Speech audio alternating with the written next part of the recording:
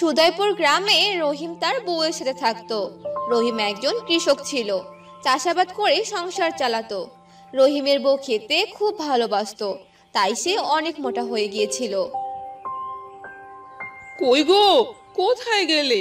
ঘরে তো কোনো খাবার নেই। আমার যে বেশ খিদে পেয়েছে, কি খাবো এখন? কালকেই তো কতগুলো বাজার আনলাম, আর কতগুলো খাবার আনলাম, সেগুলো কোথায় গেল? ওগুলো তো কালকে শেষ হয়ে গিয়েছে। অতটুকু জিনিস এনে বলছো কতগুলো? বলি এখন আমি কি খাবো শুনি? দিন দিন তো হাতির মতো হয়ে যাচ্ছ। এত খাবার কেউ খায়? মোটা হাতি একটা।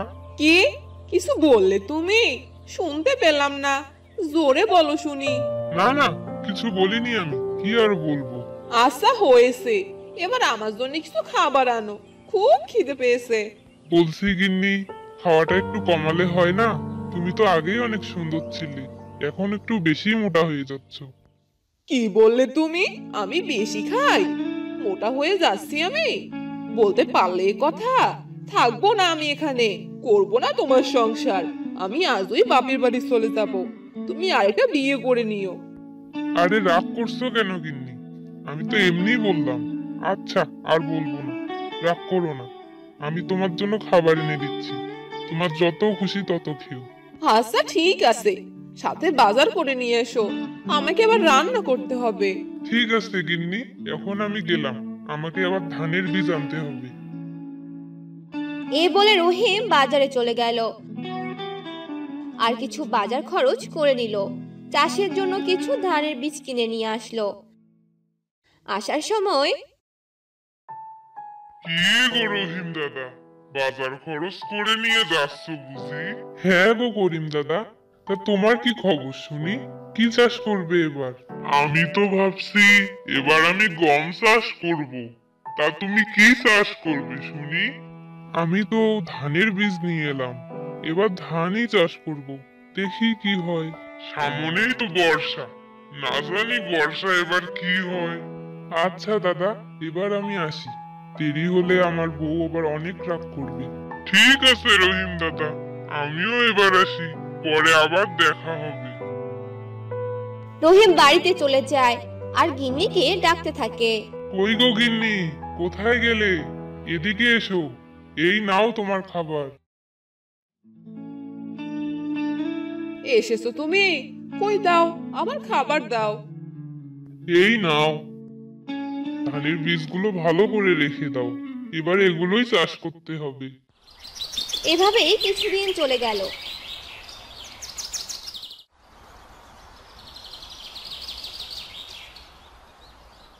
রহিম ধান চাষ শুরু করে দিয়েছিল, কিন্তু হঠাৎই এক বিপত্তি ঘটে বসলো। হঠাৎ বর্ষা এসে পড়লো, সারাদিন বৃষ্টি পড়তে লাগলো। রাস্তাঘাট, পুকুর, জমি সব ডুবে যাচ্ছিল। কৃষকদের নাজেহাল অবস্থা, সবার কপালে হাত, কারণ বৃষ্টি থামার কোনো নাম গন্ধ ছিল না। এ কি হলো গিন্নি, আমার সব ফসল যে পানিতে ডুবে গেল, এখন কি হবে আমাদের? আমার যে অনেক লস হয়ে গেল, কি করব এখন আমরা? তুমি কোনো চিন্তা করো না, একটা না একটা ব্যবস্থা ঠিক হবে। আর কিচ্ছু ঠিক হবে না গিন্নি, সব জমি যে ডুবে গেল, চাষ করব কোথায়? আর কি বা চাষ করব? আমার কাছে একটা আইডিয়া আছে। কি আইডিয়া গিন্নি, তাড়াতাড়ি বলো। আমরা যদি ঘরের সালে রসুন চাষ করি, তাহলে ব্যাপারটা কেমন হয়? কি বলো কি গিন্নি, রান্নাঘরে বা রসুন চাষ হয় নাকি? কি অবাস্তব কথা বলছো তুমি? হয় গো হয়, ইচ্ছা করলে সবই সম্ভব। বর্ষার পানি তো সহজে শুকোবে না, তাহলে চাষ করার জন্য জমি কোথায় পাবে বলো? আর রসুনের দামও অনেক বেশি। আমরা যদি চালের উপরে রসুন চাষ করি, তাহলে আমাদের অনেক লাভ হবে। তা তো ঠিকই বলেছো গিন্নি, এভাবে তো কখনো ভেবে দেখিনি। ভালোই একটা আইডিয়া বের করেছো। আচ্ছা ঠিক আছে, আমি তাহলে বাজার থেকে কিছু রসুনের বীজ নিয়ে আসছি। রহিম বাজারে চলে গেল আর দোকানিকে বলল, দাদা, আমাকে কিছু রসুনের বীজ দেন তো। এখন তুমি এই রসুনের বীজ নিয়ে কি করবে? এখন তো বর্ষা, এই বর্ষায় তো সব জমি পানিতে ভরে গেছে। তুমি আর এই রসুন কোথায় চাষ করবে?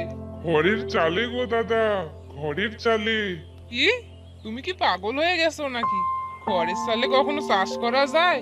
চাই গো দাদা চাই, ইচ্ছা থাকলে সবই সম্ভব। এখন আমাকে তাড়াতাড়ি কিছু রসুনের বীজ দাও। আচ্ছা, এই নাও।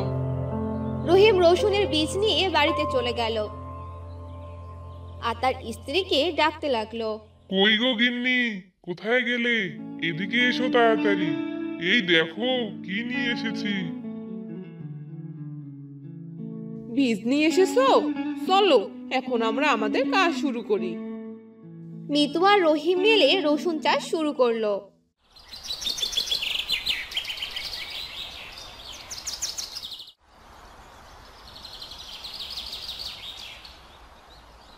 ঠিক কিছুদিন পরই সেখান থেকে অনেক রসুন হয়। রহিম আর তার বউ মিতু এতে অনেক খুশি হয়ে যায়। বাহ, অনেক ভালো রসুন চাষ হয়েছে। চলো গিন্নি, আজই দুজনে মিলে এগুলো তুলি। হ্যাঁ চলো কাজে লেগে পড়ি। রহিম আর মিতু মিলে তাদের ঘরের চালে লাগানো রসুনগুলো তুলতে লাগলো। বিকেলবেলা গিন্নি, আমি রসুনগুলো নিয়ে বাজারে যাচ্ছি। আসার সময় বাজার থেকে তোমার জন্য খাবার নিয়ে আসবো। ঠিক আছে যাও। রহিম রসুনগুলো নিয়ে বাজারে চলে যায়। বর্ষায় সবকিছুর আবাদ বন্ধ থাকায় বাজারে রসুনের দাম অনেক বেশি। রহিম বেশ চড়া দামে রসুনগুলো বিক্রি করে দিল আর এর থেকে অনেকটা টাকা পেল। এরপর রহিম তার বউয়ের জন্য বাজার থেকে অনেক খাবার নিয়ে যায়। এই নাও বউ, আর যত খুশি খাবার খাও। এই সব খাবার তোমার। তুমি যদি সেদিন আইডিয়াটা না দিতে, তাহলে এত টাকা পেতাম না। এরপর থেকে রহিম আর তার স্ত্রী মিতু রানীনগর গ্রামের মোড়ল ছিল ভীষণ অত্যাচারী। মোড়লের 3 কন্যা। এ নিয়ে মোড়লের দুঃখের শেষ নেই। ছেলে সন্তানের জন্য মোড়লের বউকে মোড়ল রোজ অত্যাচার করে আর 3 মেয়েকে একদম সহ্য করতে পারে না।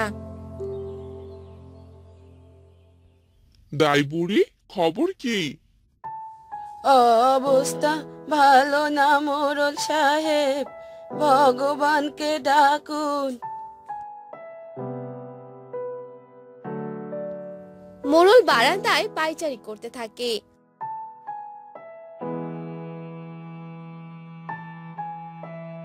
আর এভাবেই কেটে যায় বেশ কিছুদিন।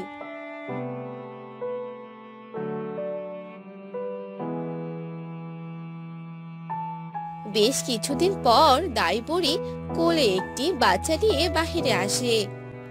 মোড়ল সাহেব, আপনার যে ফুটফুটে একটা মেয়ে হয়েছে।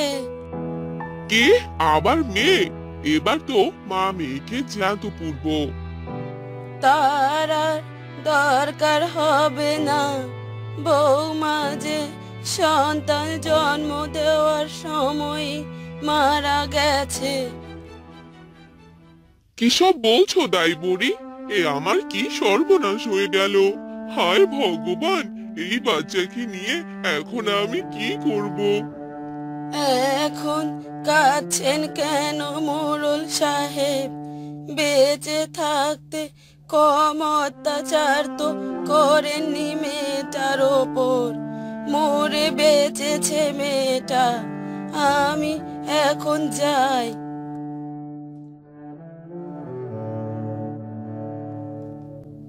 এই বলে দাই বুড়ি সেখান থেকে চলে যায়। আর মোড়ল রাতের অপেক্ষা করতে থাকে।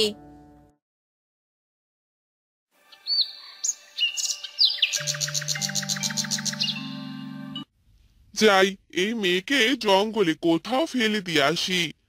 বাঘ সিংহে খেয়ে নেবে। 3 জনের রক্ষে নেই, আবার উনি এলেন।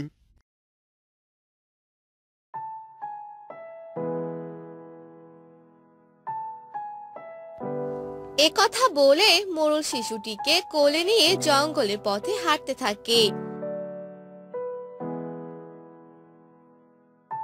বেশ কিছু দূর হাঁটার পরে মোড়ল জঙ্গলের গভীরে চলে যায়।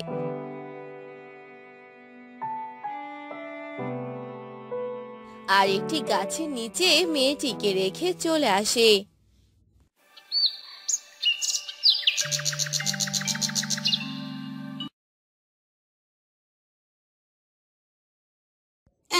কেঁদে কি হবে বলো? এসব তো তোমার পাপের ফল।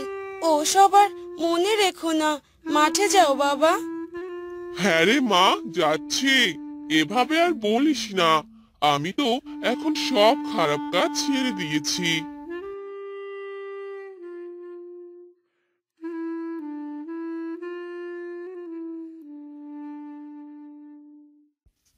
কি করতে হবে? লাভ নেই মোড়ল মশাই, আমিও তাই ভেবেছিলাম, কিন্তু জল দিয়েও কোনো লাভ হয়নি। মাঠের সব ফসল এভাবে পুড়ে গেল, এবার তো না খেয়ে মরতে হবে। তোমার একার ফসল তো না, মাঠে তো সবার ফসল। কিভাবে যে কি করা যায় তাই ভাবছি। অনেক বেলা হলো, চলো বাড়ি ফেরা যাক।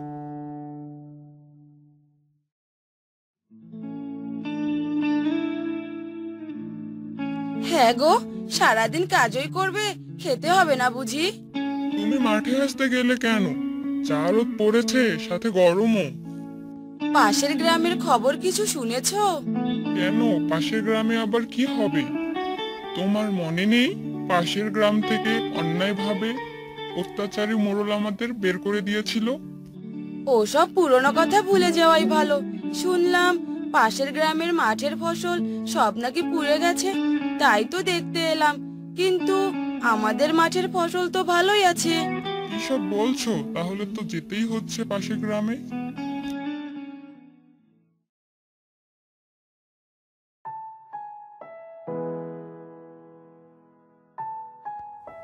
তারপর সে চাষি মোড়লের গ্রামে যায় আর গ্রামের একজন লোকের সাথে কথা বলে। হায় ভগবান, মাঠের সব ফসল যে পুড়ে শেষ, কিভাবে হলো এসব? আমরা কিছুই জানি না দাদা, হঠাৎ মাঠের ফসল এমন পুড়ে গেছে। লোকে তো বলছে পাপ, সব পাপ। আমাদের মাঠের ফসল তো ভালোই আছে। আমাদের গ্রামে একজন তান্ত্রিক আছে, ওনার কাছে গেলে হয়তো কোনো সমাধান পেতে পারি। তাহলে তো ভালোই উপকার হয় দাদা, আপনি এখনই নিয়ে চলুন।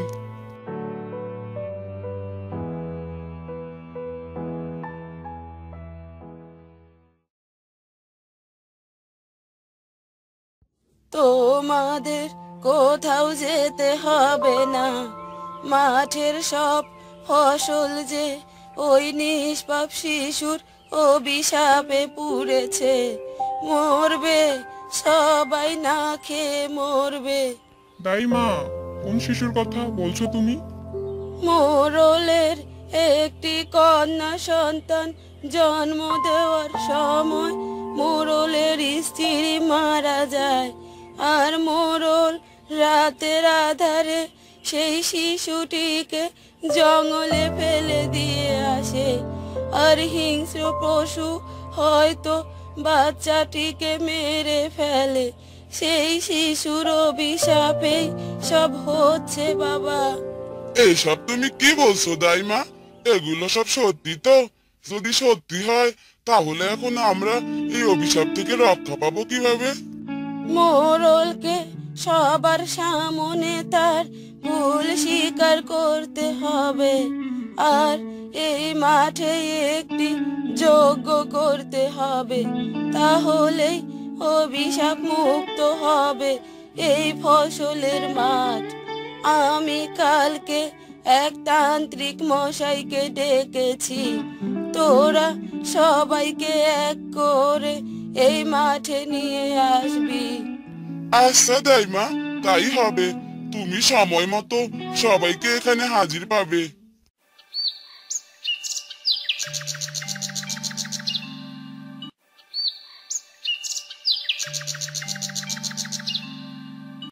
বলুন মোড়ল মশাই। আমি সেদিন অহংকার আর রাগের বর্ষবর্তী হয়ে আমার ছোট মেয়েটাকে জঙ্গলে ফেলে দিয়ে এসেছিলাম। আমি অনেক বড় পাপ করেছি, এ পাপের কোনো ক্ষমা হয় না। আমি অন্যায় করেছি, আপনারা আমাকে যা শাস্তি দেবেন আমি মাথা পেতে নেব। মোড়লের মুখে এ কথা শুনে সবাই অবাক হয়ে যায়। এমন শোরগোলের মাঝে মোড়লের মেয়ে বলে ওঠে, বাবা, তুমি তো বলেছিলে মায়ের সাথে সাথে আমাদের ছোট বোনটাও মরে গিয়েছিল। তুমি আমাদের মিথ্যা বলেছিলে বাবা। তোরা আমাকে ক্ষমা করে দে, ক্ষমা করে দে। যা হবার তা তো হয়ে গেছে। এসব ভুলে গিয়ে সবাই মোড়ল মশাইকে ক্ষমা করে দিন। আর তান্ত্রিক মশাই, আপনি যজ্ঞ শুরু করুন। এরপর তান্ত্রিক যজ্ঞ শুরু করে আর অনেকক্ষণ ধরে যজ্ঞ করে। যজ্ঞ করার পর রানীনগর গ্রাম সাপ মুক্ত হয় আর সবাই আগের মতো সুখে। এভাবে সবুজ, রূপা আর লিমার দিন কাটতে থাকে। রূপা লিমাকে তার নিজের ছোট বোনের মতো দেখতো, কিন্তু লিমা রূপাকে সহ্য করতে পারতো না। একদিন, বড় আপা, তোমার রান্না শেষ হয়নি? আমার খুব খিদে পেয়েছে। ছোট, আমার শরীরটা ভালো না রে, তুই কিছু একটা রান্না করে খেয়ে নে। কি? আমি রান্না করব মানে? তুমি বসে বসে থাকবে আর আমি রান্না করে খাবো? ও শহরে গেছে আর তুমি আমাকে দিয়ে কাজ করিয়ে নিচ্ছ, তাই না? তুমি আমার বরের টাকা বসে বসে ধ্বংস করবে, তা আমি হতে দিব না। ছোট, তুই এরকম কেন করছিস? বললাম তো আমি অসুস্থ। অসুস্থ না তো ঢং। যাও রান্না করো গিয়ে, আমার খুব খিদে পেয়েছে। কাজ না করলে ও বাসায় আসলে সব বলে দিব আমি। রূপা কিছু না বলে অসুস্থ অবস্থায় রান্না করে দেয়। লিমা কোনো কাজই করতো না। সবুজ কাজের জন্য শহরে যায় কয়েকদিনের জন্য, আর এ সুযোগে লিমা রূপাকে অনেক অত্যাচার করত। বড় আপা, কোথায় তুমি? আমার কাপড়গুলো যে কেচে দিতে বলেছিলাম, সেগুলো কাচোনি কেন? আমার কথা কি তোমার কানে যায় না? যাও আমার কাপড়গুলো ধুয়ে দাও। ছোট, তুই নিজের কাপড় নিজে ধুতে পারিস না? আমি সারাদিন কাজ করি, কয়েকদিন থেকে আমি অসুস্থ, এখন কিছু করতে পারবো না। কি? এত বড় কথা? আমার সাথে এত কথা বলার সাহস পাও কোথা থেকে? এ বাড়ি এখন থেকে আমার। তোমাকে এ বাড়িতে আর থাকতে দিব না আমি। বের হয়ে যাও বলছি, না হলে আমার থেকে খারাপ আর কেউ হবে না। এসব তুই কি বলছিস ছোট? এবারে আমার স্বামীর, আমি কেন বাড়ি থেকে যাব? আমি কোথাও যাব না। যাবে না? তোমার ঘাড় যাবে। এ কথা বলে লিমা রূপাকে টানতে টানতে বাড়ি থেকে বের করে দেয়, আর রূপা কাঁদতে কাঁদতে চলে যায়। ওগো, তুমি কোথায়? তুমি বাসায় কাকে এনেছো? এই মেয়ে যে আমাকে বাসা থেকে বের করে দিয়েছে। রূপা মনে অনেক কষ্ট নিয়ে তার বাবার বাসায় চলে যায়। এদিকে দুদিন কেটে যায়। সবুজ বাসায় ফিরে তার বড় বউ করে রূপাকে ডাকতে থাকে। বড় বউ, বড় বউ, কোথায় তুমি? দেখো, আমি তোমাদের জন্য কি নিয়ে এসেছি। কি গো, কোথায় তুমি? বের হচ্ছ না কেন? বউ, বউ। সবুজ অনেক ডাকাডাকি করেও রূপা বের হয় না। তাই সে রাগ করে ঘরে গিয়ে দেখে রূপা ঘরে নেই, আর লিমা বসে বসে সাধছে। তারপর সে বলে, কি ব্যাপার লিমা, রূপা কোথায়? আমি এত ডাকছি, কথা কানে যায় না নাকি?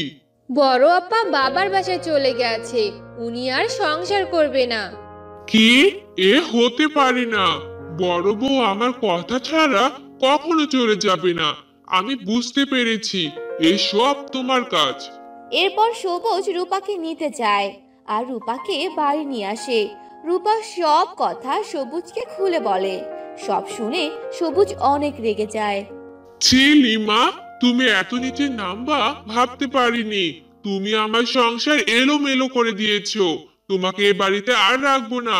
বের হয়ে যাও, যাও বলছি এখান থেকে। এরপর লিমাকে বের করে দেয়, আর লিমা আগের মতো আবারও পাথর হয়ে যায়।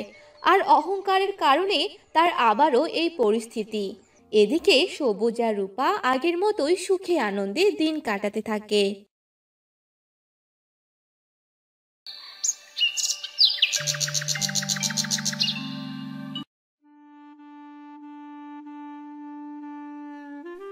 কি ব্যাপার দাদা?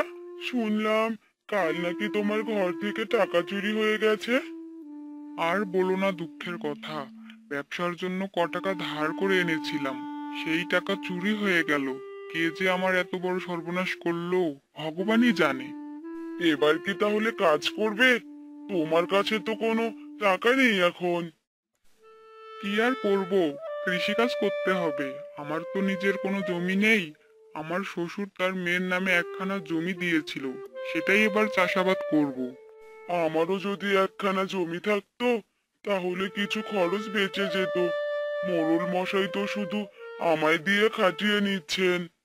কি আর করবে বলো দাদা, আমরা হলাম গরিব মানুষ, এছাড়া যে আমাদের কোনো উপায়ও নেই। তা তুমি মন্দ বলনি। আচ্ছা, এবার তাহলে বাড়ি ফিরে যাই। এরপর তারা দুজন সেখান থেকে বাড়িতে চলে এলো। কি গো, এই সাত সকালবেলা তুমি কোথায় গিয়েছিলে শুনি? কোথায় আর যাব, জমি দেখতে গিয়েছিলাম। এত জমির কাজকর্ম করো, কই ফসল তো ভালো হচ্ছে না। ফসল ভালো হলে মোড়ল মশাইও তো তোমায় ভালো কিছু দিতেন, আমাদের আর এত কষ্ট হতো না। চেষ্টা কি আর কম করি? এখন ভগবান যদি ভালো কিছু না দেন তাহলে আমি কি করব বলো? আমার আবার মোড়লের বাড়িতে যেতে হবে। আমায় এবার খাবার দাও তো। ঠিক আছে, তুমি বসো, আমি তোমার জন্য খাবার আনছি। এরপর সুজন হাত মুখ ধুয়ে নেয় আর সুজনের স্ত্রী সুজনকে খেতে দেয়। সুজন খাবার খেয়ে মোড়লের বাড়িতে যেতে থাকে। বীজ নিয়ে যাও, বীজ, সব রকম সবজির বীজ, দামে কম, মানে ভালো। একবার নিলে নিতে যাবেন বারবার। নিয়ে যান, নিয়ে যান। আরে, এই লোকটা সবাইকে কি নিতে বলছে? সামনে গিয়ে দেখি তো। আরে ও দাদা, একটু দাঁড়ান। আরে বল, কিসের বীজ নিবি? এখানে কিসের কিসের বীজ আছে শুনি? আর এগুলোর দাম কত? এখানে সব রকমের সবজির বীজ আছে। লাউ, কুমড়ো, তুই যা চাবি তাই পাবি।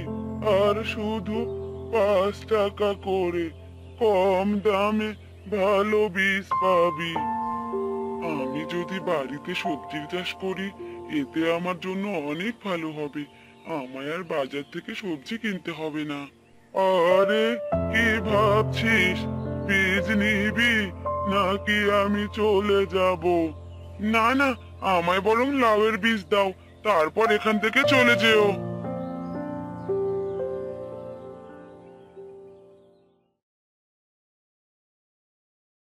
এরপর সেই বৃদ্ধ লোকটি সেখান থেকে সুজনকে লাউয়ের বীজ দিল আর টাকা নিয়ে চলে গেল। আর সুজন মোড়লের বাড়িতে গেল। কি রে, জমির ফসল একদম ঠিকঠাক আছে তো? হ্যাঁ মোড়ল মশাই, একদম ঠিকঠাক আছে। ঠিক থাকলেই ভালো। আর এবার যদি ফসল ভালো না হয় তাহলে তোকে আর আমার জমিতে কাজ করতে হবে না। না না মোড়ল মশাই, এরকম ভাবে বলবেন না। এবার ফসল ভালোই হবে। তাহলে ঠিক আছে, এবার তুই চলে যা। এরপর সুজন সেখান থেকে বাড়িতে চলে আসে আর সেই বীজগুলো রোপণ করতে থাকে। হ্যাঁ গো, এ তুমি কি করেছো এখানে? আমি এখানে বীজ রোপণ করছি গো, বীজ। দেখবে এবার বাড়িতে সবজির বাগান হয়ে যাবে। তুমি শুধু স্বপ্ন দেখতেই থাকো, এগুলো স্বপ্ন কোনো দিন আর পূরণ হবে না। দেখবে গো গিন্নি, একদিন ঠিক কোনো না কোনো স্বপ্ন পূরণ হয়ে যাবে। সে না হয় দেখা যাবে, কিন্তু এই বীজগুলো যে রোপণ করলে এবার তো তোমায় জাংলা দিতে হবে। আসলেই তো, এ কথা তো ভেবে দেখিনি। আমি বরং কাল সকালেই একটা জানলার ব্যবস্থা করে দেব। আস্তে আস্তে রাত হয়ে যায়। তারা রাতের খাবার খেয়ে ঘুমিয়ে পড়ে।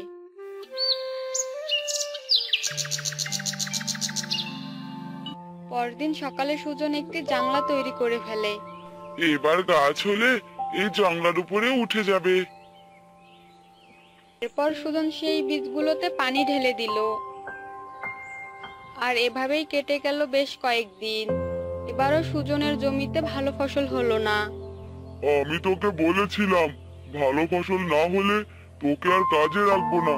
তুই আজ পর্যন্ত আমার জমিতে ভালো ফসল ফলাতে পারলি না। না না, এরকম কাজের লোক কোনো দরকার নেই আমার। তুই চলে যা এখান থেকে। কিন্তু মোড়ল মশাই। না না, আমি আর কোনো কিন্তু শুনতে চাই না।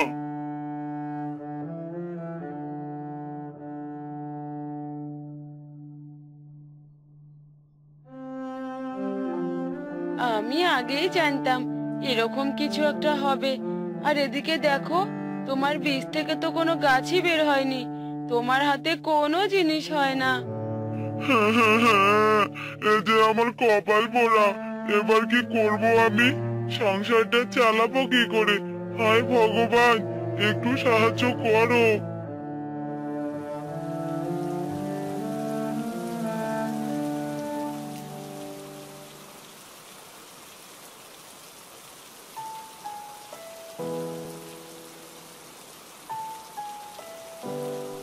আমি এবার নদীতে মাছ ধরতে যাব। এই বৃষ্টির সময় নদীতে অনেক মাছ আছে। আমি এবার অনেক মাছ পাবো।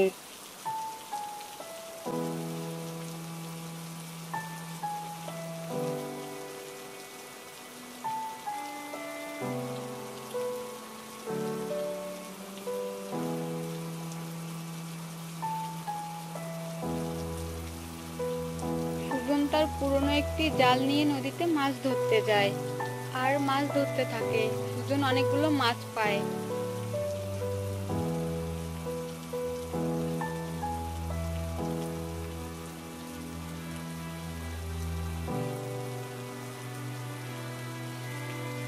আর সেগুলো নিয়ে বাড়ি ফিরে আসে। আস্তে আস্তে বৃষ্টি কমে যায়।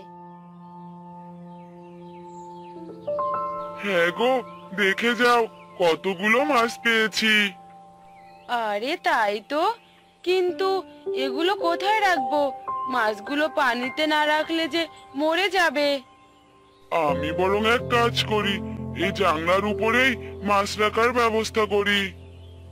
জানলার উপরে? কিন্তু কি করে? এরপর সুজন সেই জানলার উপরে পলিথিন দিয়ে ঘিরিয়ে দেয়, ভালোভাবে বেঁধে সেখানে জল ঢেলে দেয়। এরপর মাছগুলো ঢেলে দেয়। দেখলে তো আমার বুদ্ধি। এবার জানলাতেই মাছ চাষ করব। সুজন প্রতিদিন নদী থেকে মাছ ধরে আনতো আর জানলায় এনে রেখে দিত। আর সেই মাছগুলোকে নিয়মিত খাবার দিত আর বড় মাছগুলোকে বাজারে বিক্রি করত। এই দেখো গিন্নি, এই প্রথমবার আমি কতগুলো টাকা পেয়েছি। আমার আজ ভীষণ ভালো লাগছে। দেখলে তো আমার স্বপ্ন ঠিক পূরণ হলো। হ্যাঁ গো, এবার মনে হচ্ছে আমাদের আর অভাব থাকবে না।